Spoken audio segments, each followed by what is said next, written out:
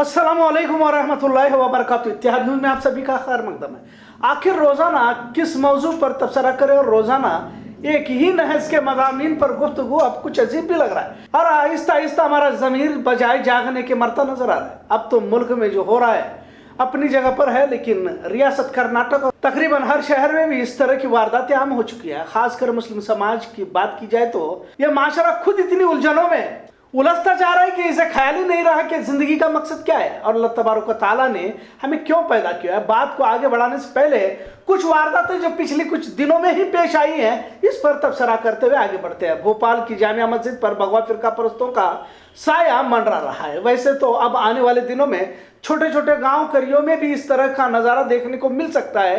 अगर बेलगाम शहर और अतराफ के कई देहात करिए फिरका परस्तों के निशाने पर है, हुक्केरी, संपगांव, गोकाक, कुर्ची, रायबाग तक के नाम फहरिस्त में शामिल है। खैर, आज भोपाल की शाही जामिया मस्जिद की खुदाई और तहकीक की मांग संस्कृति बचाओ मंच ने खत के जरिए वजीर आजम मोदी और वजीर दाखिला अमित शाह से की है। संस्कृति बचाओ के सदर चंद्रशेखर तिवारी ने कहा है कि हमें पूरी उम्मीद है कि अमित शाह और नरेंद्र मोदी हमारी दरखास्त को मंजूर करेंगे। ये भी बात उतनी सच है कि दरखास्त जरूर मंजूर की जा सकती है, क्योंकि पूरे मुल्क को इसी में मसरूफ करने का एजेंडा मंसूबा इन्होंने पहले ही तय किया हुआ है। भारत में कुल 1860 के करीब मुसलमानों की इबादत गाहों को निशाना बनाते हुए इसके नीचे मंदिर की बात कही जा रही है। इसी तरह आज हैदराबाद में कुल 24 जगहों की निशानदेही की बात कही जा रही है। बेलगाम और अथराफ में भी 10 मकानात की फहरिस्त जारी करने की बात सामने आ रही है। खैर, इसी नहज पर रोजाना अलग अलग तरीके से मुस्लिम समाज को हिरासा करने का एजेंडा हुकूमत, मीडिया, इंतजामिया की जानिब से चलाया जा रहा है। रियासत कर्नाटक का हर शहर निशाने पर है। सिर्फ इबादत गाहों को ही निशाना नहीं बनाया जा रहा, बल्कि इस्लामी तहजीब को भी बदनाम करने की मुकम्मल कोशिश की जा रही है। कुछ वारदातें महज 2-4 दिन के वक्फे में ही होती दिखाई दे रही, मतलब किसी तरह की फुर्सत भी लेने के लिए वक्त नहीं है। बागलकोट के तेरदाल में वारदात पेश आई है। नवीद हसन नाम के कॉलेज तलबा के सर पर टोपी पहनकर कॉलेज में दाखिला लेने पर इन्हें महज टोपी पहनने के जुर्म में कॉलेज इंतजामिया और पुलिस इंतजामिया की जानिब से पीटा गया। पुलिस इंतजामिया और कॉलेज इंतजामिया में भी अब फिरका परस्ताना जहनियत का मुजाहरा किया जा रहा है। लिहाजा नवीद हसन के वालिद ने कॉलेज प्रिंसिपल और पुलिस अफसर समेत दिगर 5 अफरादों पर मुकदमा दर्ज किया हुआ है। जमखंडी के डिप्टी एसपी को इस मामले के इन्वेस्टिगेशन ऑफिसर बनाया गया है।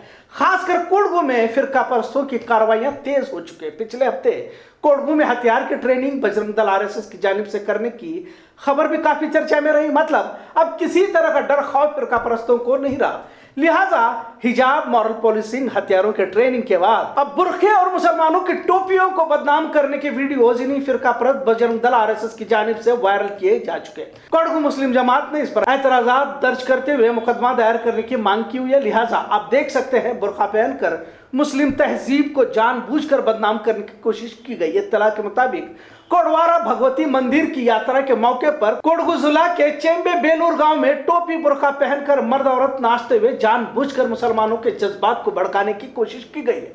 अवाम की जानिब से भी ताज्जुब का मुजाहरा करते हुए कहा गया कि अगर कोई मुसलमान छोटी सी हरकत या सोशल मीडिया पर मामूली पोस्ट भी अपलोड करता है तो पुलिस अफसर पुलिस थाने बुलाकर धमकाते हैं या फिर मुकदमा दर्ज कर देते। लेकिन इतने बड़े पैमाने पर मुस्लिम समाज के जज्बात को आहत करने की कोशिश की गई, लेकिन पुलिस की जानिब से अब तक कोई रद्द अमल नजर नहीं आ रहा। मतलब साफ है कि सरकार की पुष्टपनाही के साथ इंतजामिया की भी हिमायत इन फिरका परस्तों को हासिल है। लिहाजा जमात के जिम्मेदारान ने अदालत में मुकदमा दायर करने की कोशिश में है। खैर, मामला मुस्लिम समाज पर आकर रुक जाता है। इस समाज के पास बोलने के लिए जबान तक नहीं है। बड़े बड़े तालीमी इदारे, मदारिस, सियासी और दीनी रहनुमा सब्र की तलकीन करते देखा जा रहा है। मुस्लिम समाज घरेलू झगड़े, मोहल्ले में आपसी इख्तलाफात, बरेली, देवबंदी, दिल्ली, बेंगलोर इज्तिमात, कव्वाली, उर्स, दावत, लंगर, शादियों के जश्न मनाने में मसरूफ है। बड़े बड़े इदारे जिनके मेंबर मुल्क की सतह पर हैं, ऐसे लोग भी क्यों खामोश हैं? आखिर ऐसी क्या बात हुकूमतों से हो रही है या फिर इन इदारों के कुछ कमजोरियां हुकूमत के पास है जिसके चलते सभी के सभी खामोश होने पर मजबूर है? समझ में नहीं आ रहा। वैसे भी हुकूमतों के खिलाफ जो भी बोलता है इसके पीछे ईडी लगा दी जाती है, पर क्या हमारी जाती कमजोरियां या जाती गलतियों की कीमत कौमी मुफाद को नजरअंदाज कर चुकाई जाएगी? लिहाजा भारत की सबसे बड़ी अकलियती आबादी बेसहारा और बिना किसी रहनुमाओं के भटकती नजर आ रही है। मोहल्ले की जमातों से लेकर मुल्की सतह की तमाम बड़ी जमातें, इदारे या तो बेहिसी का शिकार है या फिर इनकी कमजोरियों ने दुश्मनों की कुव्वत को बढ़ा दिया है, या फिर दुनियाई मफाद की खातिर कहीं तो हम समझौते तो नहीं कर रहे। इतना तो जरूर है कि जिस कदर रोजाना इस्लाम, मुसलमान, अल्लाह और उसके रसूल पर हमले तेज किए जा रहे हैं और मामूली जवाब तक नहीं दे सकते, बजाय जालिमों का जवाब दे रहे कि ये कहा जाए कि जुल्म सहेंगे मगर देश पर आंच नहीं आने देंगे। क्या भारत पर कोई पड़ोसी मुल्क हमला कर रहा है, या फिर मुल्क के बड़े राष्ट्रीय सलाहकार उस इजलास में मौजूद थे?